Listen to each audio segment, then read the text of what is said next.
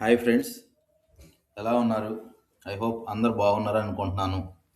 జనరల్‌గా మనకి స్టాక్ మార్కెట్‌లో డబ్బులు పెడితే పోతాయి, గోల్డ్‌లో పెడితే ఎక్కువొస్తాయి అనుకుంటారు కదా! అది అబద్ధం అని చెప్పడానికి ఒక చిన్న ఎగ్జాంపుల్ చూపిస్తాను. బీపీసీఎల్ అనే కంపెనీ ఉంది కదా! అదేనండి మన భారత్ గ్యాసు, భారత్ పెట్రోలియం, ఈ మ్యాక్ అనే లూబ్రికెంట్ ఆయిల్ ఇవన్నీ అమ్ముతారు కదా! ఆ కంపెనీ. అది ఇండియన్ గవర్నమెంట్‌చే నడపబడే కంపెనీ అండి. ప్రెసిడెంట్ ఆఫ్ ఇండియా దాంట్లో షేర్ హోల్డరు. ఆ కంపెనీలో 2005 మేలో 10,000 ఇన్వెస్ట్ చేస్తే 475 షేర్లొస్తాయి. అది ఎంత మీద ఉంటే రూ. 21.50 మేలో ఇన్వెస్ట్ చేస్తే అది 2025కి ఎంతయిద్దనేది, ఆ ఇన్వెస్ట్‌మెంట్ 10,000 ఎంతయిద్దనేది ఒక చిన్న లెక్క చూద్దాము. చిన్న లెక్కేం కాదండి, చాలా పెద్ద లెక్కే. ఒకసారి చూద్దాం రండి. 2005 మేలో 10,000 ఇన్వెస్ట్ చేస్తే 475 షేర్లొస్తాయండి. ఆ 475 షేర్లలో మనకి జూన్‌లో డివిడెండ్ ఇస్తారండి. అదే 2005లో రూ. 7.50 డివిడెండ్ ఇచ్చారు. ఆ డివిడెండ్ లెక్కేస్తే మొత్తం 3,562. మళ్ళీ దాన్ని రీఇన్వెస్ట్ చేయాలండి ఇక్కడ. ఎందుకంటే ఇన్వెస్ట్‌మెంట్ అనేది ఎప్పుడు కాంపౌండింగ్ ఎఫెక్ట్ మీదే మనకి పెరుగుతా ఉంటది. అప్పుడే మనకి డబ్బులొస్తాయి. కాంపౌండింగ్ అవ్వకుండా అప్పుడప్పుడు పెట్టేసి ఇవాళ పెట్టేసి 4 రోజుల్లో మాకు డబ్బులు రాలేదనేది కుదరదండి. అలా ఇన్వెస్ట్ చేసి ఆ వచ్చే డివిడెండ్ కూడా రీఇన్వెస్ట్ చేస్తే మళ్ళీ 170 షేర్లొచ్చినియండి. అట్లా 2005 ఎండింగ్‌కి 645 షేర్లయినియండి. మళ్ళీ 2006లో రూ. 2.50 డివిడెండ్ ఇచ్చారండి.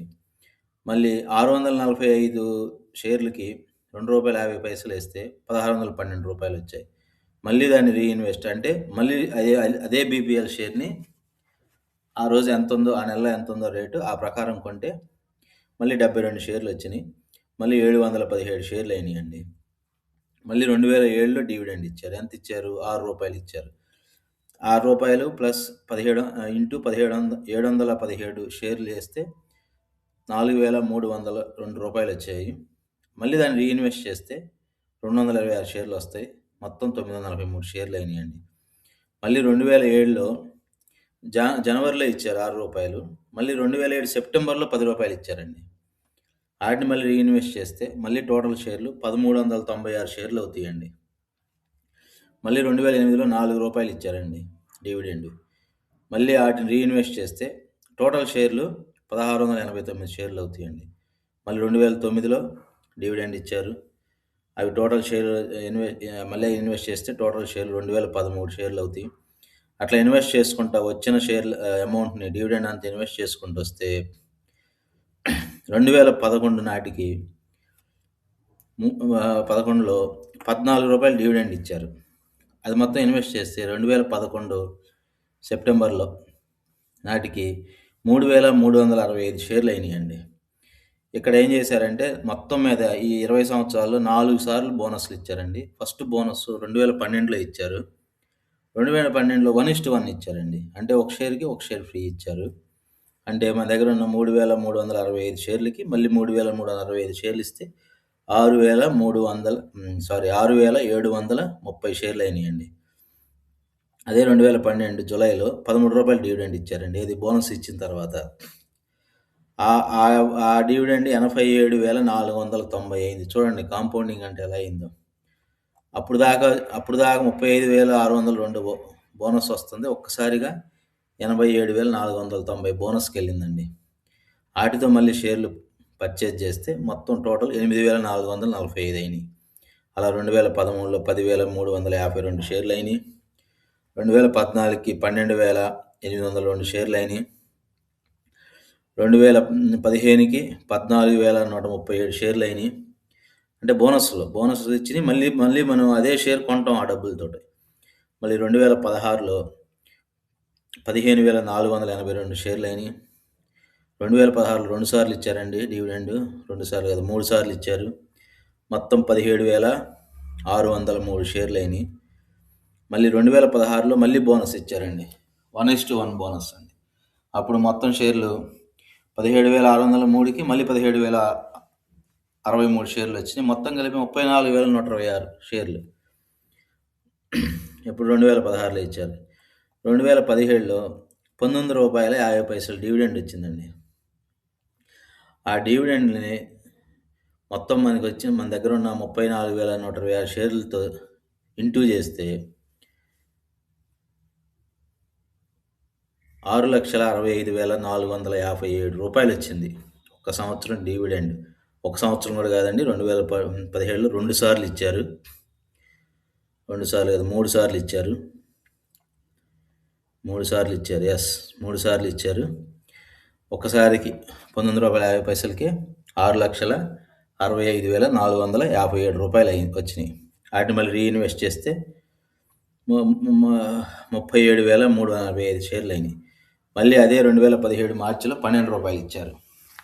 4,48,620 అయినాయి. మళ్ళీ దాటిని ఇన్వెస్ట్ చేస్తాం మనం. అంటే అదే షేర్ కొంటే మొత్తం 39,372 షేర్లు అయినాయి. అలా వస్తే 2017 జూలైలో 2:1 ఇచ్చారండి బోనస్. అంటే 2 షేర్లు ఉంటే 1 షేరు ఫ్రీగా ఇచ్చారండి. అలా వేసుకుంటూ వస్తే అప్పుడు దాకా మనకి 39,540 షేర్లు ఉన్నాయి కదండి. అప్పుడు 19,772 షేర్లు వచ్చినాయండి. మొత్తం 59,317 షేర్లు అండి. ఎప్పటికి 2017 జూలై 13 నాటికి. తర్వాత 2018లో రూ. 14 డివిడెండ్ ఇచ్చారండి.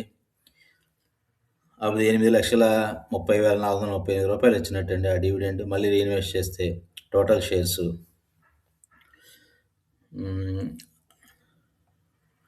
63,227 అండి టోటల్ షేర్స్.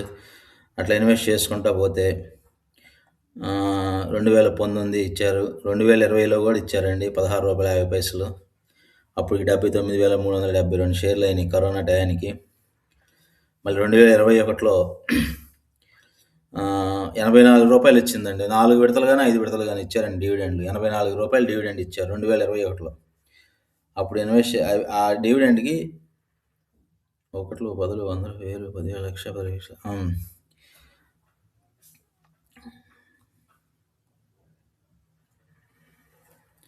66,67,248 వచ్చిందండి ఒక్క సంవత్సరంలోనే డివిడెండ్. అదంతా మళ్ళీ ఇన్వెస్ట్ చేస్తే మనకి టోటల్గా 1,16,289 షేర్లు వస్తాయండి. ఓకే. 2022లో మళ్ళీ రూ. 11 ఇచ్చారండి. అప్పటికి 1,24,592 షేర్లు అయినాయండి. 2023లో రూ. 25 ఇచ్చారండి. చూడండి అప్పుడు మళ్ళీ ఆ డివిడెండ్తో బై చేస్తే 1,37,266 షేర్లు అయినాయండి. మళ్ళీ 2024 జూన్ 21న 1:1 ఇచ్చారండి. అంటే 1,37,266 షేర్లు కాస్త డబుల్ అయిపోయినాయి. అంటే 2,74,532 షేర్లు అండి.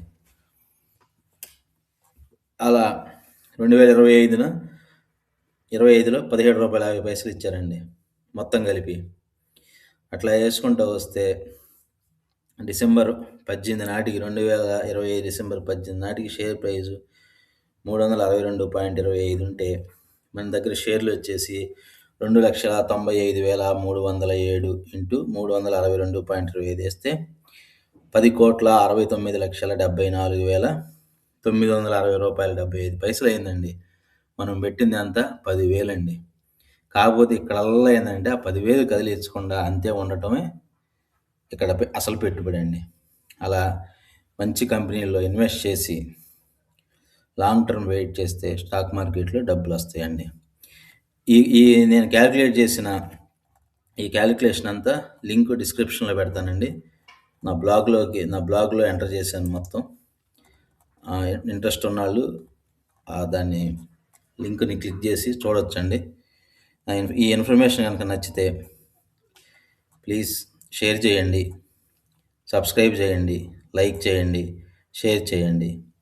థ్యాంక్ యూ వెరీ మచ్ అండి. ఇంకొక వీడియోలో మళ్ళీ కలుద్దాం. ఇంకో విషయం చెప్పడం మర్చిపోయానండి. అదే 2005లో గోల్డ్ వచ్చేసి 7,000 ఉందండి 10 గ్రాములు. అంటే దగ్గర 15 గ్రాములు వస్తుంది సుమారుగా. ఇవాళ అదే 15 గ్రాముల గోల్డ్ ఎంత అండి? సుమారుగా 2 లక్షలు ఉందండి. చూడండి 10,000 10 కోట్ల ఏడా 10,000 2,00,000 ఏడ. అందుకని గోల్డ్‌ని కన్జంప్షన్ అంటే బంగారం పెట్టుకోవడానికి మటుకే కొనుక్కోండి. ఎంత ఎంత పెట్టుకుంటామో అంత మటుకే కొనుక్కోండి గానీ, ఇన్వెస్ట్‌మెంట్‌గా కొనుక్కుంటాం వల్ల ఏమవుతుందంటే, ఆటి మీద నుంచి మనకేం డివిడెండ్ రాదు. రేటు పెరిగితే బంగారం వాల్యూ పెరిగిద్ది. కానీ మనమేం అమ్మలేము ఆటిని. ఎందుకంటే బంగారం అమ్మటం అంటే ఆభరణాల రూపంలో కొంటారు కాబట్టి, ఆటి మీద మమకారంతో అమ్మలేరు. ప్లస్ మన దేశ ఆర్థిక వ్యవస్థ అంతా వీక్ అయిపోయిద్దండి. ఎందుకంటే మనం బంగారం బయట నుంచి ఇంపోర్ట్ చేసుకోవాలి కాబట్టి మన డబ్బులన్నీ బయటికే పోతాయండి. ఈ వచ్చిన బంగారం వలన ఏదైనా ఇన్కమ్ జనరేట్ అయిద్దా? ఇప్పుడు మనం బంగారం ఆభరణాలు కొనుక్కొని బ్యాంకులో పెట్టి వడ్డీ తెచ్చుకొని వడ్డీలు తిప్పేవాళ్ళు వడ్డీలు తిప్పటమే కానీ వేరేగా ఇన్కమ్ జనరేట్‌గా ప్రొడక్షన్ వైపుగా ఏమి రాదు కదా! అదండి. థ్యాంక్ యూ అండి. Thank you very much.